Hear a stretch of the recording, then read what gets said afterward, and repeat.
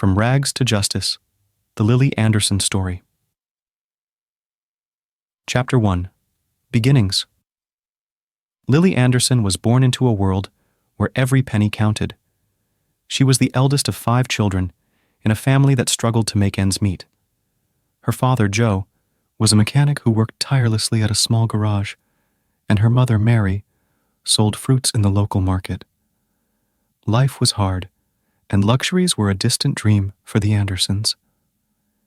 The Anderson family lived in a modest, dilapidated house on the outskirts of town. The walls were thin, and the roof often leaked during heavy rains. Despite their circumstances, Mary kept the house clean and maintained a semblance of order and dignity. The children wore hand-me-down clothes, often patched and mended, but always clean.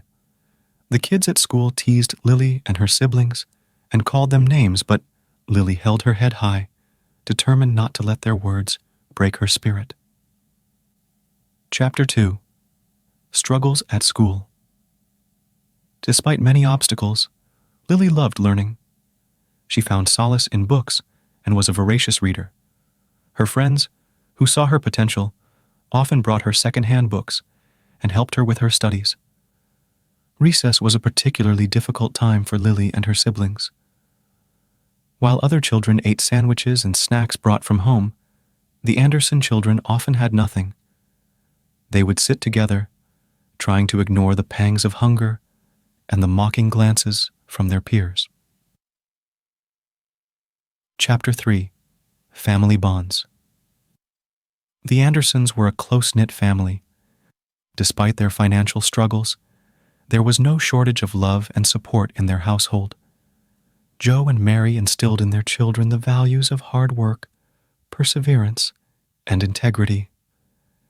They taught them that, while they might not have much, they had each other, and that was something to be grateful for. Joe was a kind man with a gentle smile, but his hands were rough and calloused from years of working with cars. He would come home exhausted every night, yet he always found time to help Lily with her math homework or listen to her read a story. Mary, with her ever-present warmth and strength, was the glue that held the family together. She worked long hours at the market, but she never missed an opportunity to encourage her children. Chapter 4. A Tragic Loss. Life continued in this way for many years, with the Andersons managing to scrape by. Lily excelled in her studies, her determination growing with each passing day. She dreamed of going to university and becoming a lawyer, hoping to make a better life for her family.